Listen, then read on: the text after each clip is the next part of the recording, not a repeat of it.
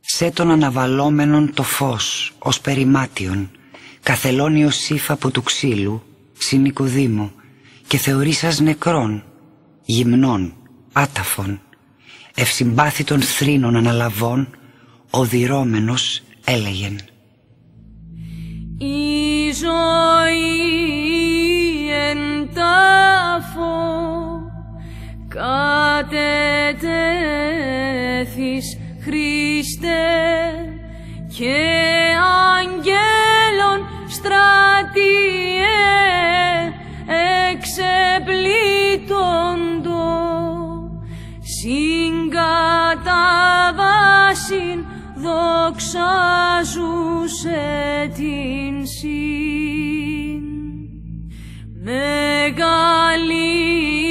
Μεγαλύνομεν σε Ιησού βασίλευ, και τιμώμεν την ταφήν και τα πάθη σου, διόν εσώσας ημάς εκ της φθοράς.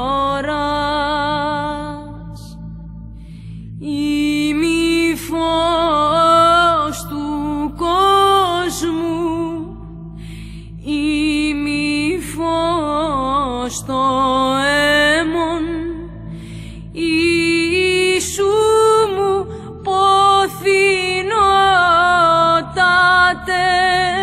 κράζεν, η Παρθένος θρηνοδούσα γοερός.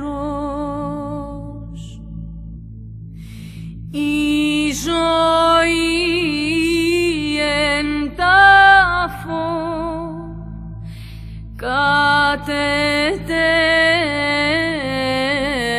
κατετέθης Χριστέ,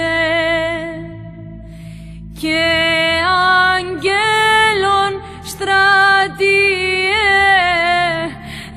εξεπλήττοντο, συγκαταβάσιν δοξάζουσε την συν. Μεγαλύνομεν σε Ιησού βασίλευ, και τιμώμεν την ταφήν και τα πάθη σου, διόν εσώσας ημάς εκ της φθοράς. Ημι φως του κόσμου, ημι φως το αίμον, Ιησού μου ποθηνότατε κράζεν, η Παρθένος θρηνοδούσα γοερός. Η ζωή εν τάφο κατετέθης Χριστέ, και αγγέλων στρατιέ εξεπλήττοντο, συγκαταβάσιν δοξάζουσε την συν.